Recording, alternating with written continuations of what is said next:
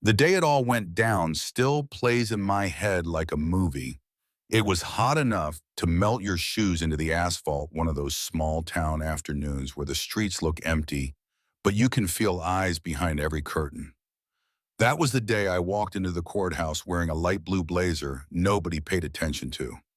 People thought I was just another auntie, maybe a social worker, maybe somebody's mom.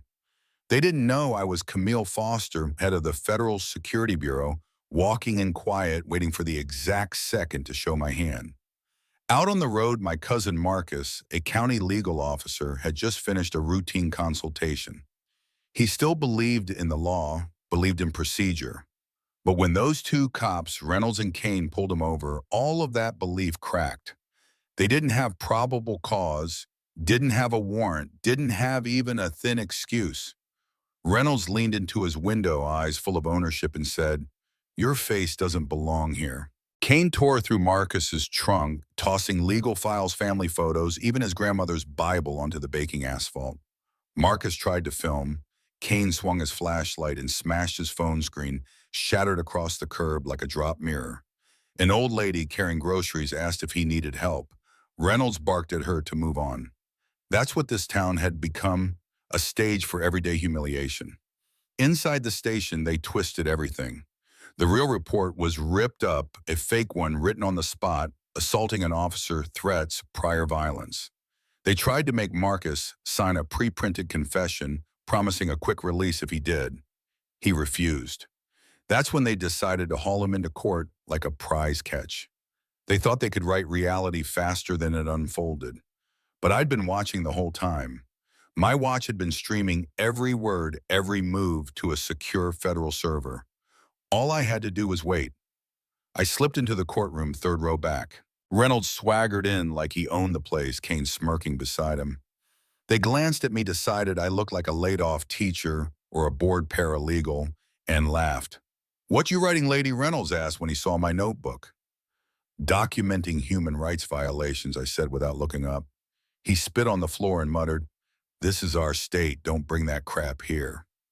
Kane whispered something about civil rights baiters, and they both laughed. I just kept writing, fingers steady, heart even. My watch hummed against my wrist, a silent signal back to Washington. The air got heavier. People in the gallery shifted, some looking away, some pulling out phones.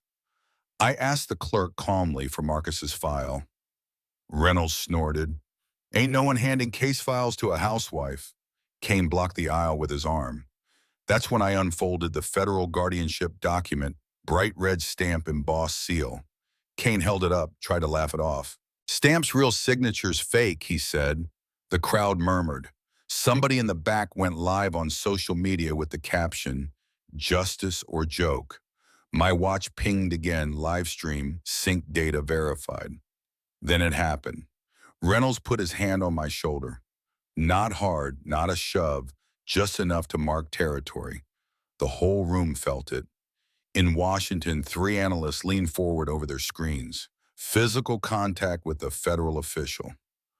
Code red. My pulse slowed to a crawl. This was a line they didn't know existed. I stood up slow, no theatrics, rolled my sleeve to the elbow. Underneath a titanium band engraved with the federal crest in a microchip only issued to top-level directors. The room went still, like somebody had cut the oxygen. The judge's gavel froze midair.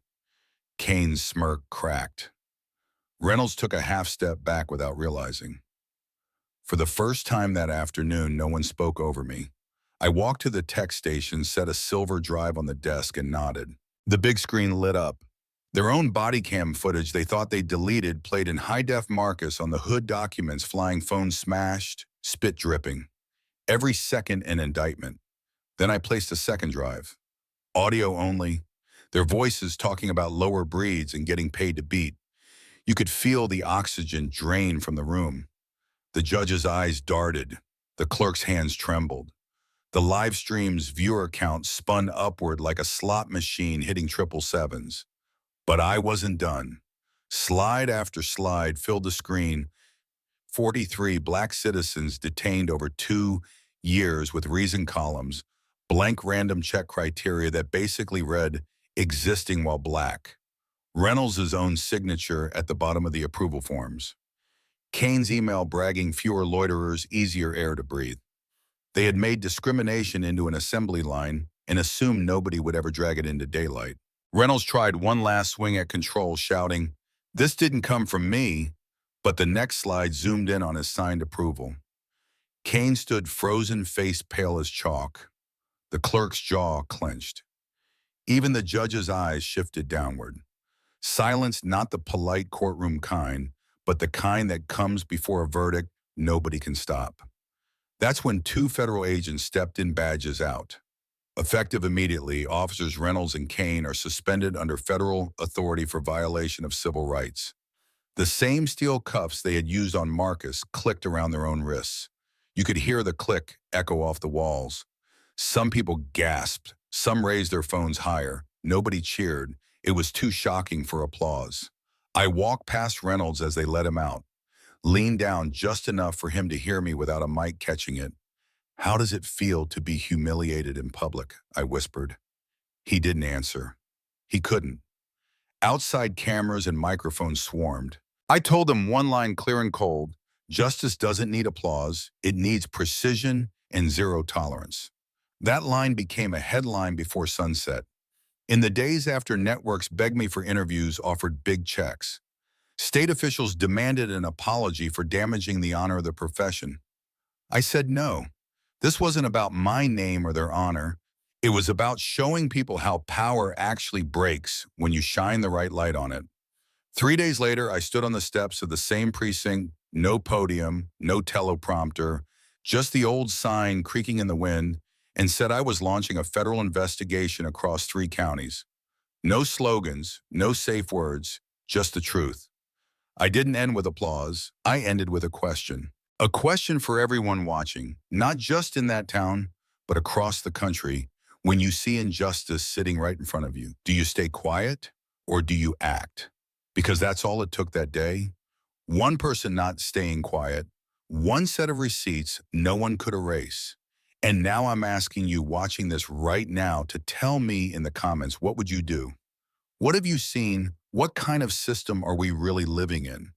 One that protects the people or just protects itself? The day it all went down still plays in my head like a movie.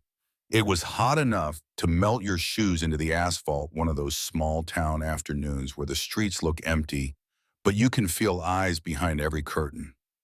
That was the day I walked into the courthouse wearing a light blue blazer nobody paid attention to. People thought I was just another auntie, maybe a social worker, maybe somebody's mom.